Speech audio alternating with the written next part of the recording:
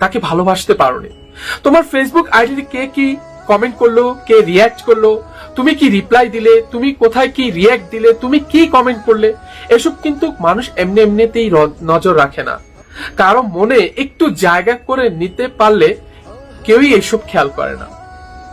নিজের মানুষটাকে কেউ এক মুহূর্তের জন্য হলেও আড়ালে দেখতে চায় না, সবসময় চায় প্রতিটি মুহূর্তে যেন একান্ত নিজের হয়ে থাকুক, তার জন্য অপেক্ষা করুক, তাকে নিয়ে একটু ভাবুক, মানুষটা যেন একান্ত নিজের হয়ে থাকে, যার সাথে থাকবে না অন্য কারো যোগাযোগ।